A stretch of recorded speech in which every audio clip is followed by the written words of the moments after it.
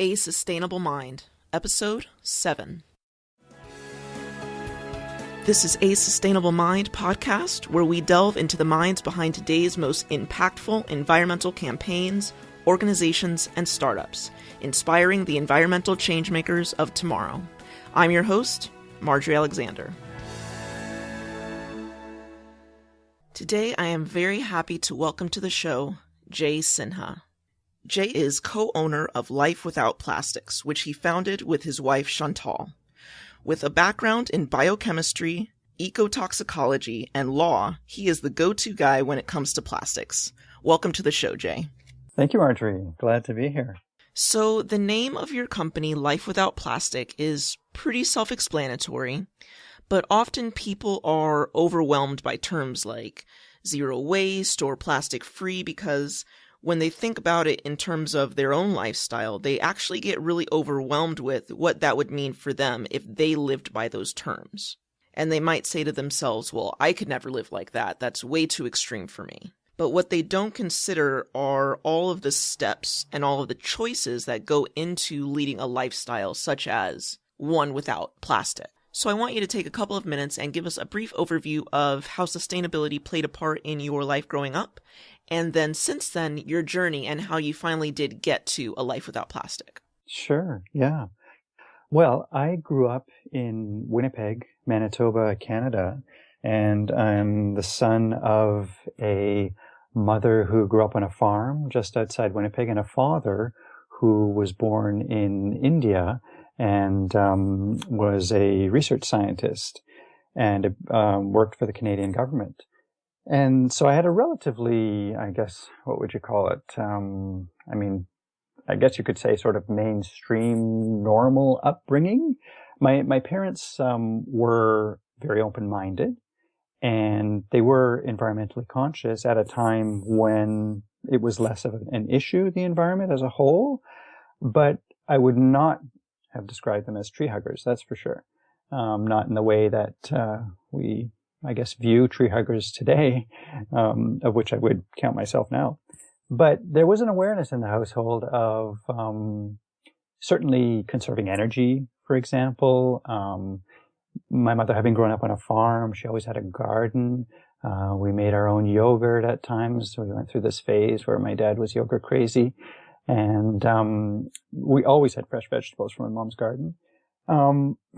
For me, I think the point where the whole environmental issue became really more direct in my life and really took on a new kind of awareness was about grade 6, when I did a project on acid rain, which at the time was a big issue in Canada, especially around the Ontario area, where in southern Ontario on the Great Lakes and in the Michigan, Detroit area, there were some pretty, and Hamilton, some pretty intense industrial factories at work, the steel industry.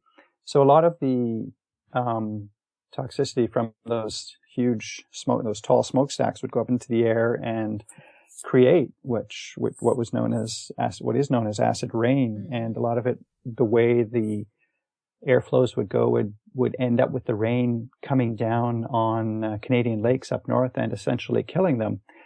So that was a big issue, and I did a project on that, and that really opened my eyes to the whole environmental issue. And I thought, wow, I had no idea that there are all these lakes that are dying and the fish can't survive. So that was a bit of a wake-up call, or maybe just an eye-opener.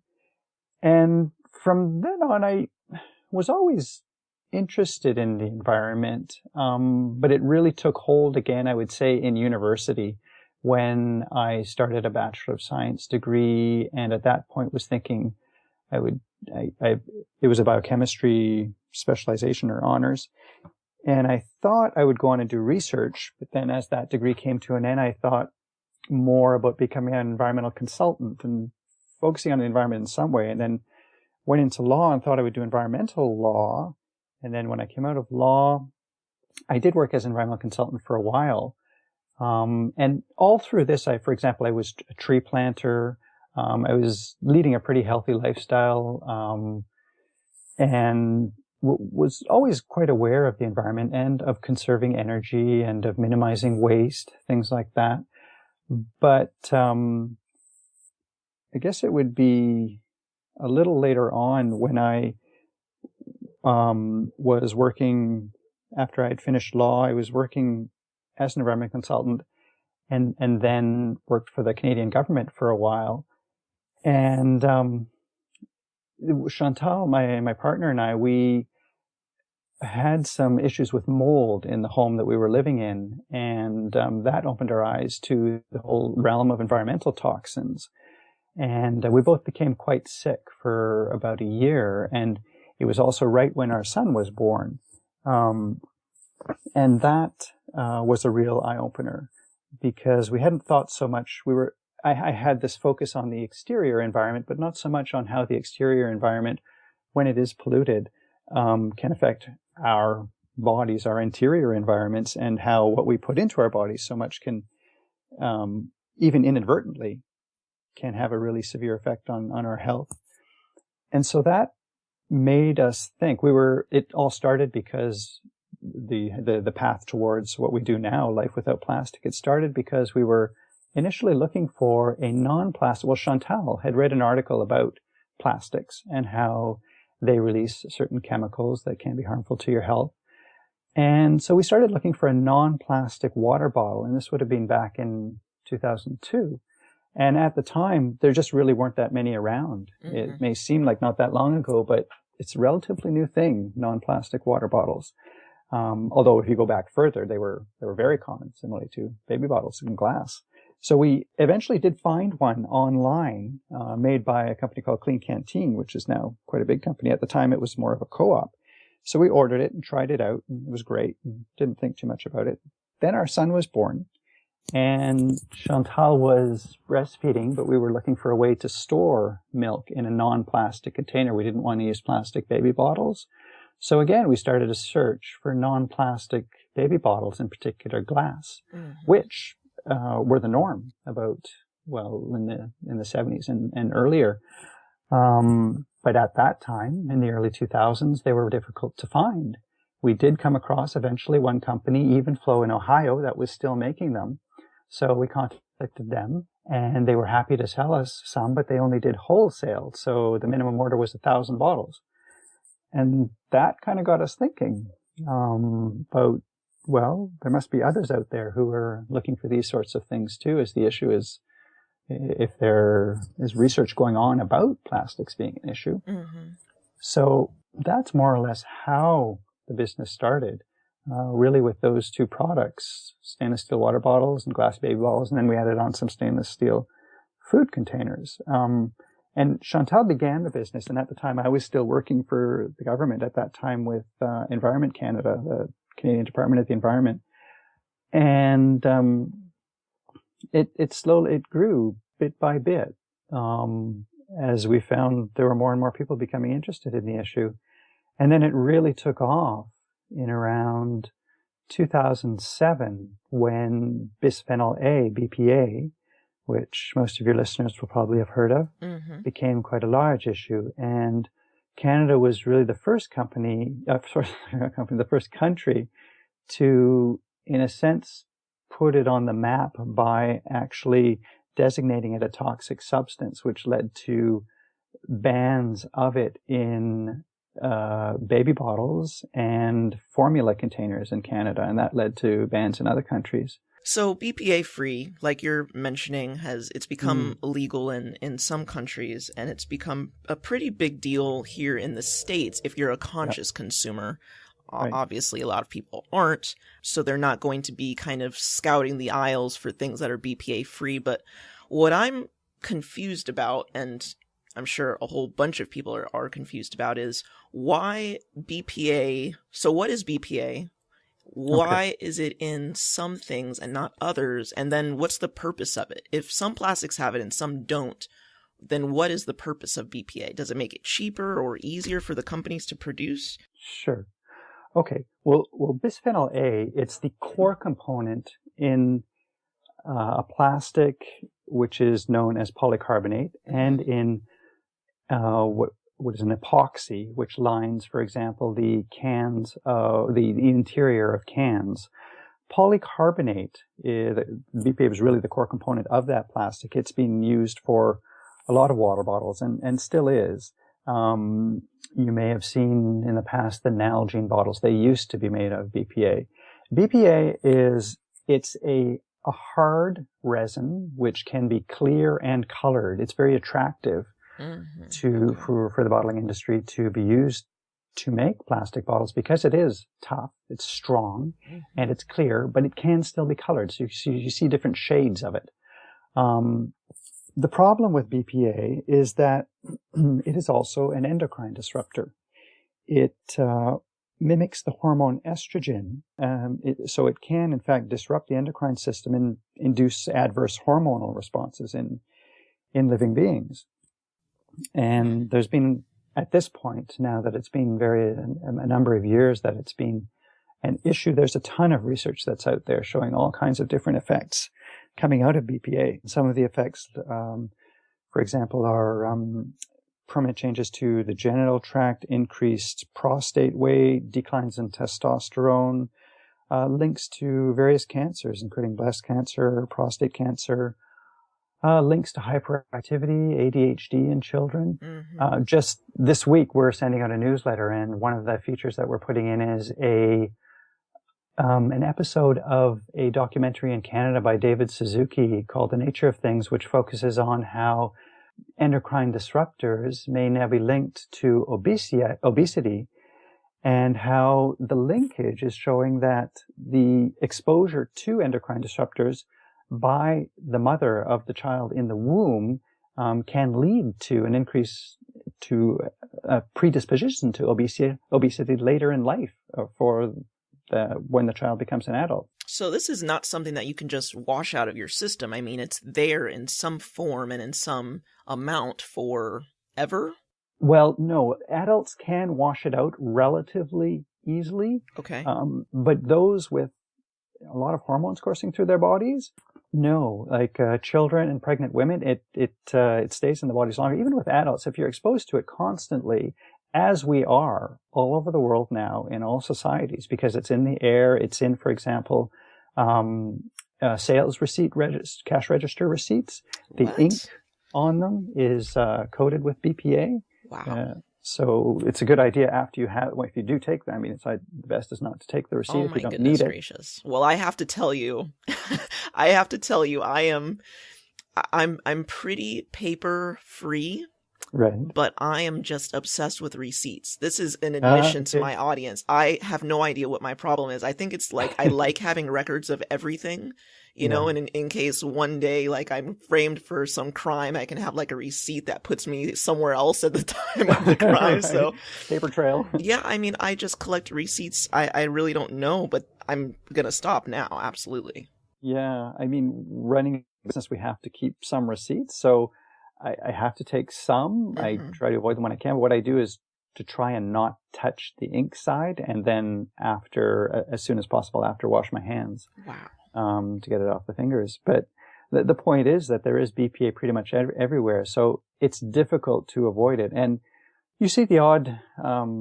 There's a book called Slow Death by Rubber Duck, and the two authors of that book, their most recent book is called Tox In, Tox Out, and they did some ongoing tests of themselves, their bodies, and the sort of the amount of chemicals that were in their bodies. They did tests sort of before and after using certain things, and there were standard ongoing levels of BPA in them. So even though they were flushing it out by drinking a lot of water and so on, as a normal adult would, so it's difficult to flush it out completely. Although the point is, though, that it does go through the adult system relatively quickly, but not so for a child or a pregnant woman, where there's a lot of hormones coursing through the body.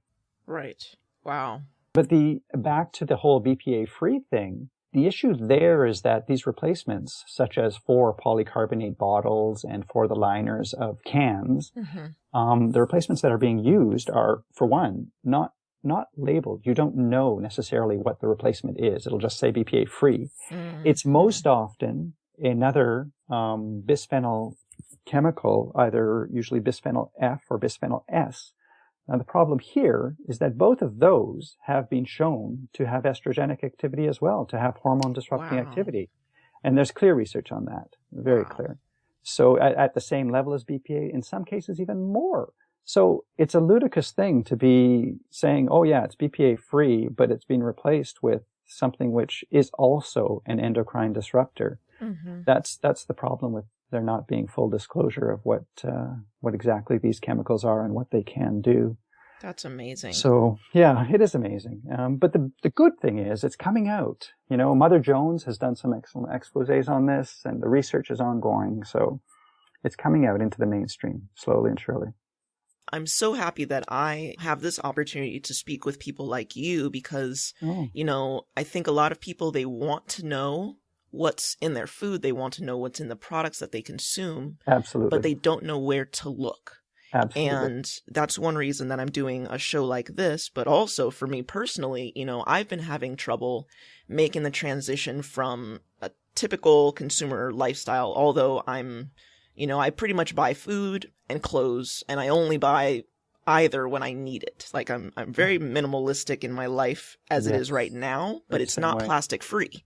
Mm-hmm. And after you said all of this, I'm going to move even further along because I've been transitioning from plastic to glass in my lunch containers going to work, and I'm trying to make my lunch every day.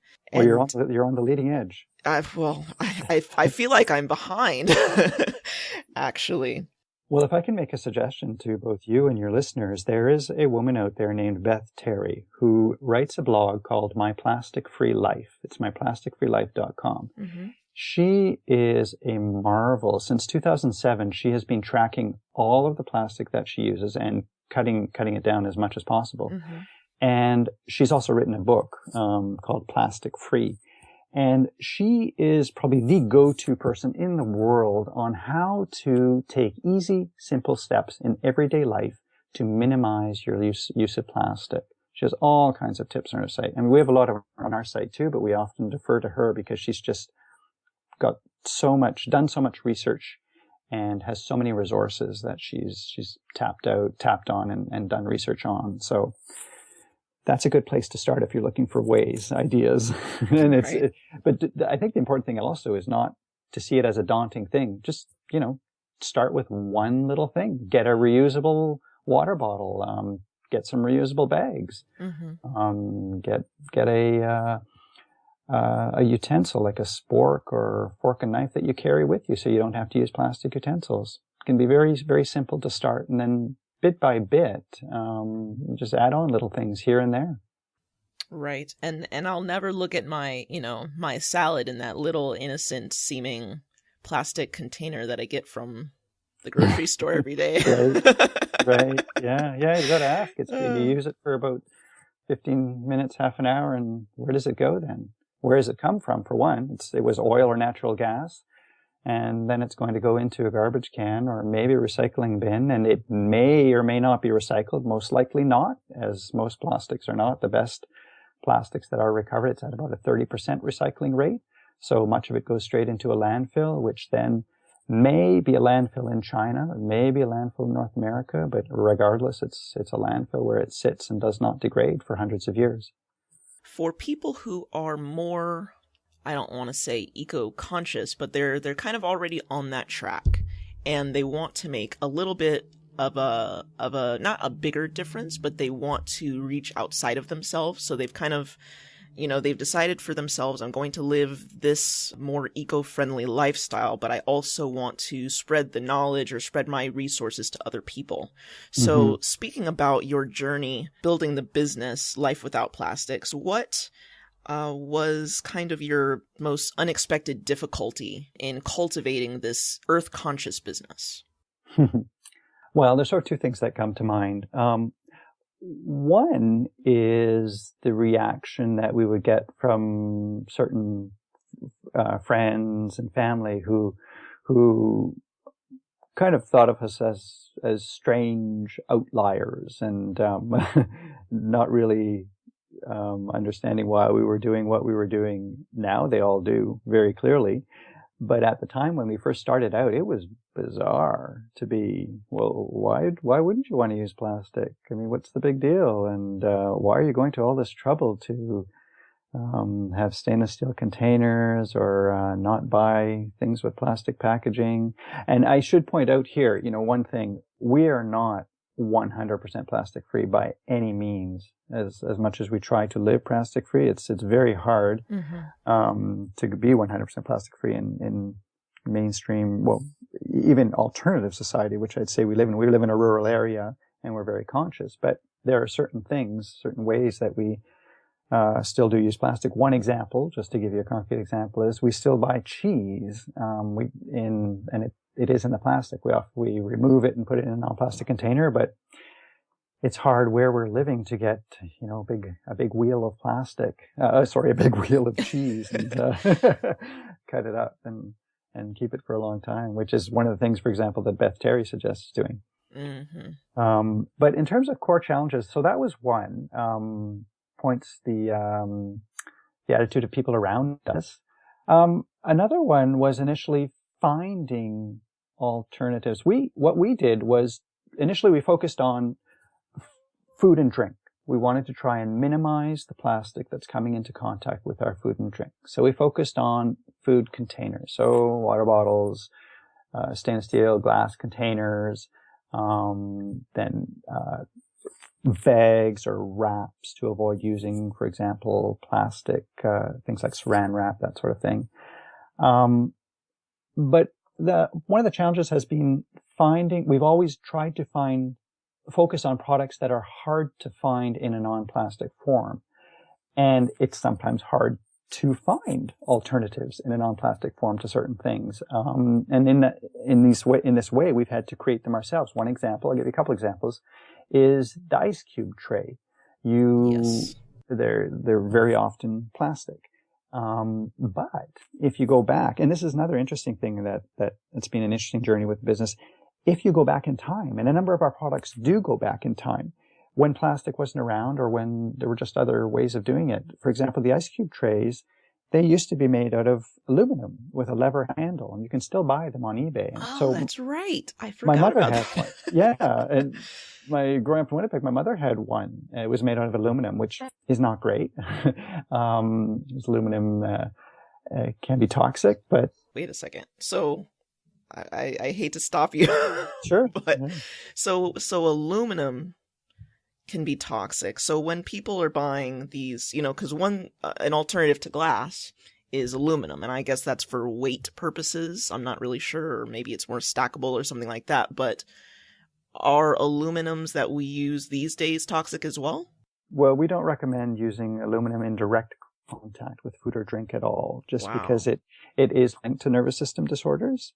There are some products you can buy, for example, water bottles, which are aluminum, but coated with something to prevent direct contact with the aluminum. But, we don't carry aluminum product. We do have one, it's an old, miner's style, lunch box, the old original style lunch boxes that were made of aluminum. Yeah.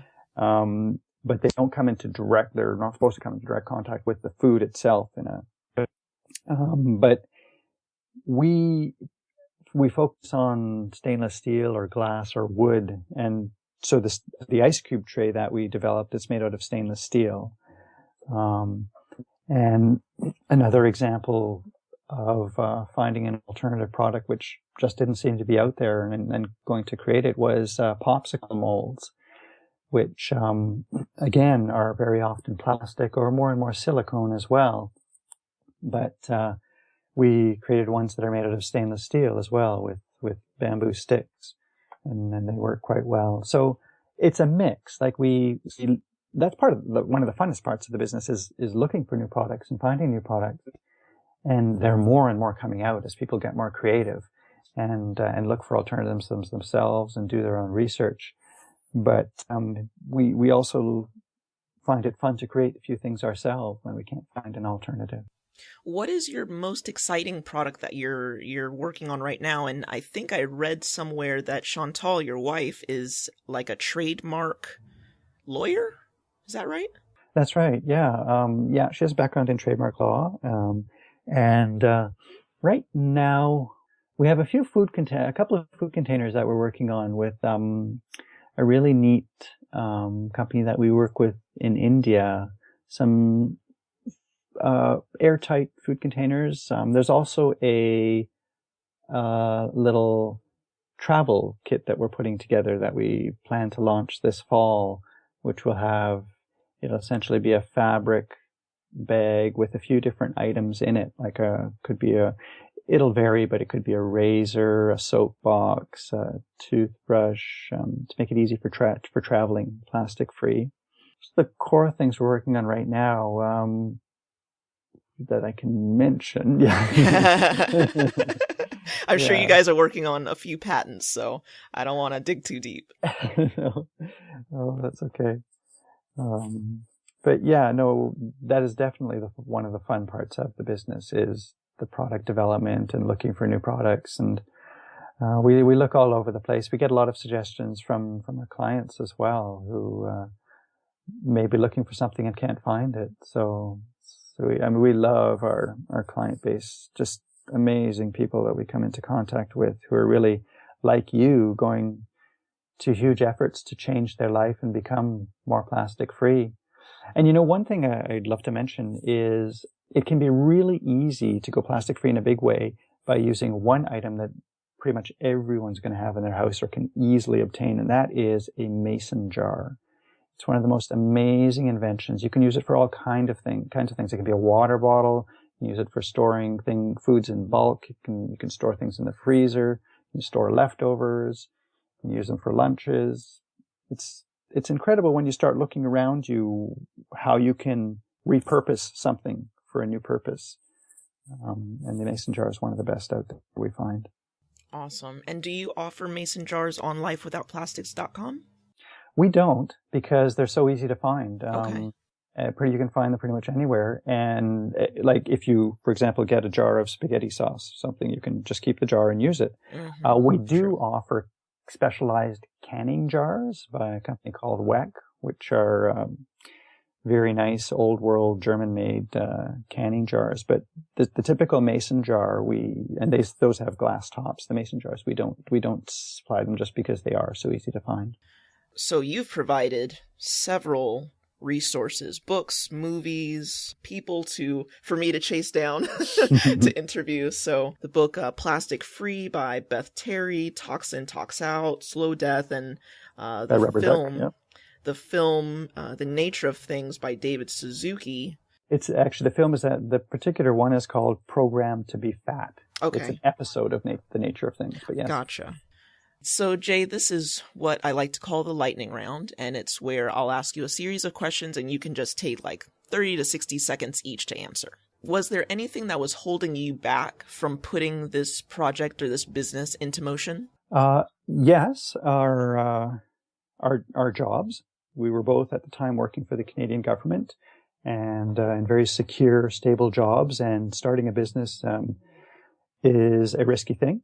And we both came from non-entrepreneurial backgrounds with families that had grown up in, very stable, middle-class, suburban, solid income families. And so we jumped into the business, and it's a tough lifestyle, especially at the beginning, ups and downs, and it's 24-hour too. You eat, sleep, and live the business at times, especially at the beginnings.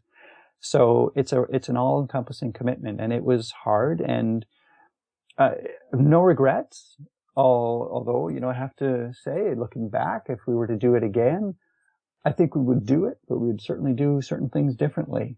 We've learned so much along the way. What relationships, this is an earth-conscious business, what relationships have you cultivated over time that have helped kind of propel this business forward that are specific to running an eco-friendly business? Okay, well, we have some amazing partners. I've mentioned Beth Terry. Mm-hmm. There's also the Plastic Pollution Coalition, which is based out of Los Angeles. It's an amazing umbrella organization of groups, businesses, individuals, celebrities who are interested in the plastic pollution issue and provide a lot of information, do a lot of outreach and advocacy. We're a solid partner of theirs and member at the core one. Another is the Algalita Marine Research and Education, and the Five Gyres Institute, both of which focus on the problem of ocean plastic pollution.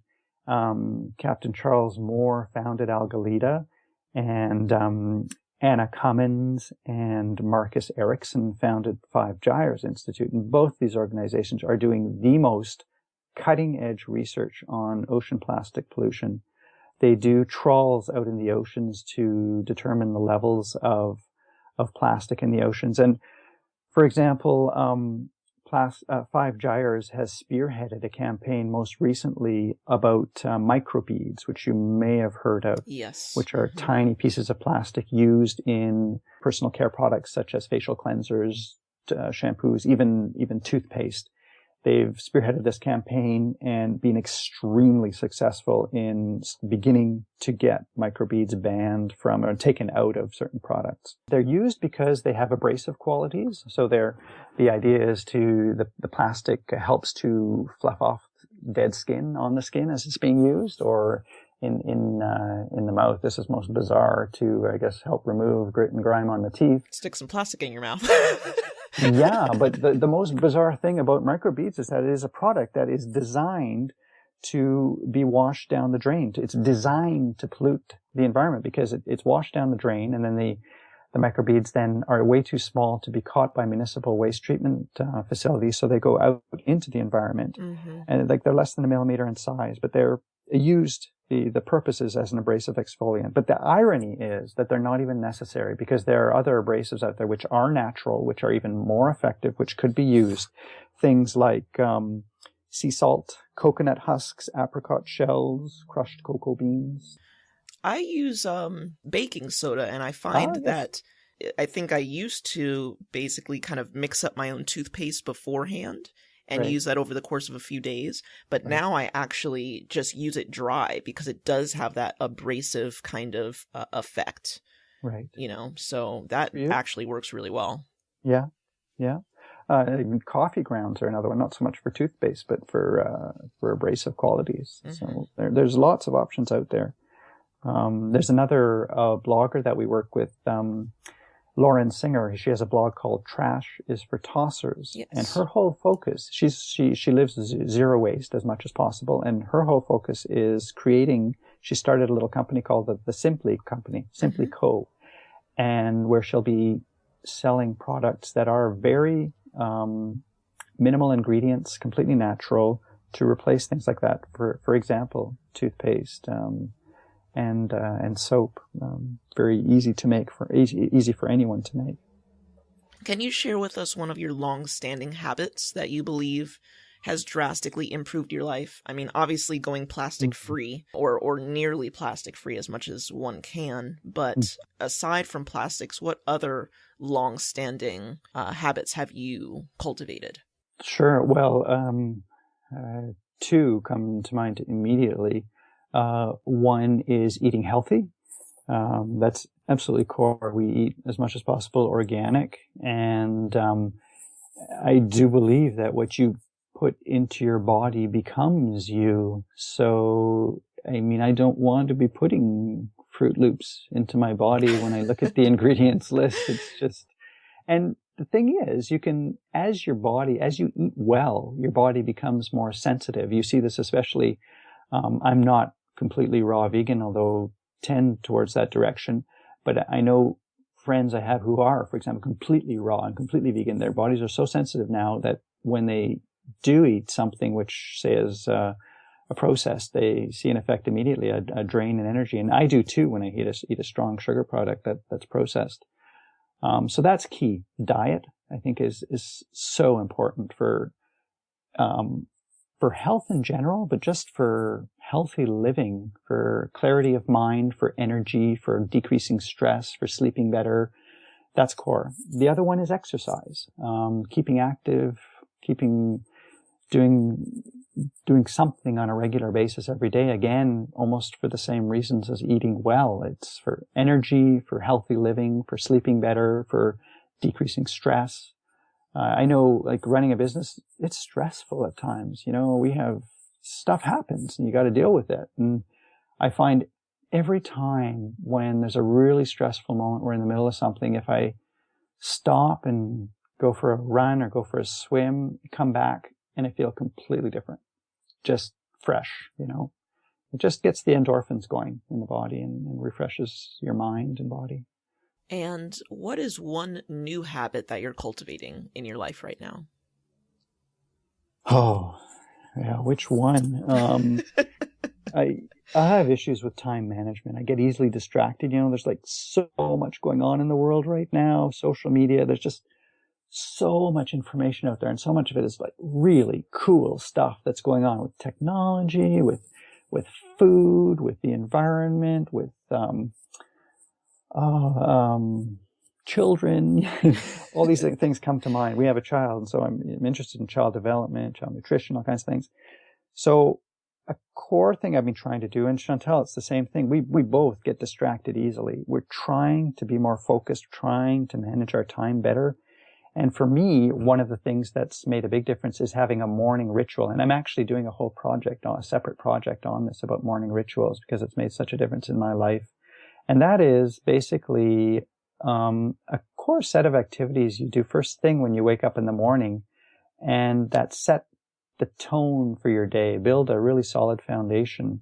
And I can't necessarily do it every day. It depends what's going on, if traveling or if just really busy, can't always do everything. But there are core things I do. Just simple things like when I wake up, I always have a glass of water right away. I do Qigong. That's very helpful for relaxing, for setting the tone. Then I usually have a glass of warm water with lemon. Mm-hmm. And then try and do something creative or mindfully uplifting. Maybe read something that has a very positive spin on it, or go for a walk, spend some time with our son, with Chantal, just, starting the day calmly without, I should add, a screen, without electronic stuff right away, taking a break on that. Sometimes it's not possible when got urgent stuff on the go, but it helps a lot to ground from the start and sets the tone for the day. Excellent. Well, speaking of kids, if your younger self had access to a time machine, I know this is a little odd, but if the young Jay, like 18, could travel to the present to speak with you, what would he say or ask you? Well, it's funny, because I still feel like I'm 18, although I'm sure not. I always use 18 as a barometer, but 18-year-old Jay could go into the future. It's like, come on, help me out. Was there anything that you kind of struggled with back then that you're looking at now and thinking, oh, if I only knew back then what I know now, it would have been so simple? Well, I think a core thing is to really focus on where your passions lie.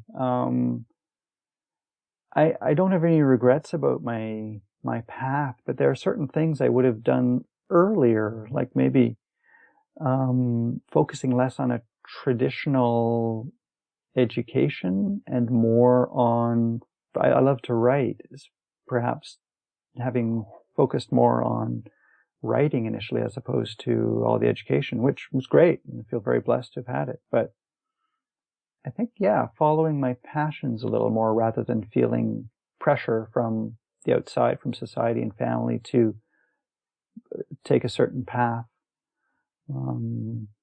That's what most comes to mind right now. What is one purchase you've made in the last 6 months for less than $100 that has made a dramatic impact in your life? Good question. I'm looking around right now. I really don't buy much stuff. Yeah, I figured. It's really, frankly, some of the new products that we have. I got a new Clean Canteen bottle recently, but which is very cool. It's an insulated one that I love. But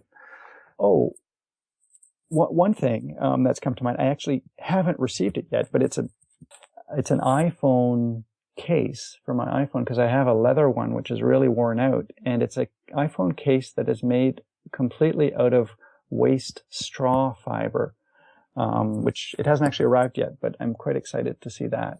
It looks like a plastic. It's a bioplastic essentially, but it is completely natural. So I'm curious about that. That might. That's kind of cool. What's the company, if you don't mind me asking?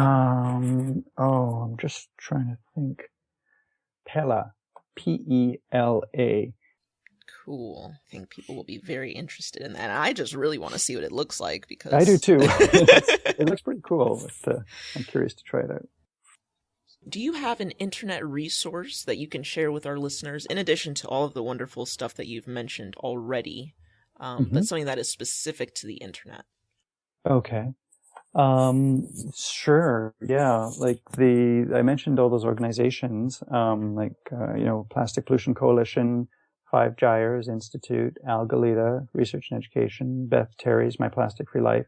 Then also I would add to that the Environmental Working Group, amazing resource for anything, all kinds of things. But if you have any questions about any particular chemical, they have a great database and resource center on what chemicals are safe, which are not. Another one is the Surfrider Foundation. They have a lot of information on plastics as well. The Green America. This is also a partner of ours that we've worked with that has helped us. You asked the previous question about organizations we've come into contact that have helped us. And Green America, it's an organization for businesses and NGOs which focuses on the environment and socially responsible business. And they do all kinds of things. They do advocacy work. They certify businesses, have a certification process for how green a particular business is. But they also have a lot of information on their site about green living and things that people can do to take action on environmental issues. So that's another resource. And what is a book that you can recommend for sustainable minds out there that are hoping to shift their mindset specifically to become the change that they want to see in the world? Oh, there are so many.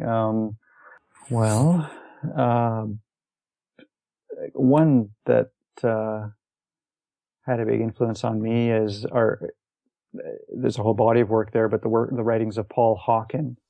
For example, Natural Capitalism is one of his seminal works, but he has many.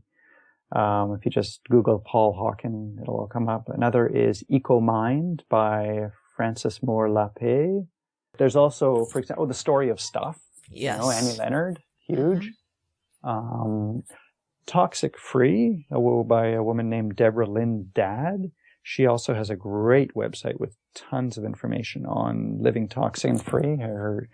It's Deborah Lynn Dadd, D-A-D-D. You are just a walking encyclopedia of amazing resources for all types of stuff. I mean, you could go on forever. Yeah. I've got so many resources, things I've never heard of, and I admittedly spend anywhere from 1 to 7 or 8 hours a day just researching this stuff. So the fact that I haven't heard of half of these things is amazing because it gives me new things to look for.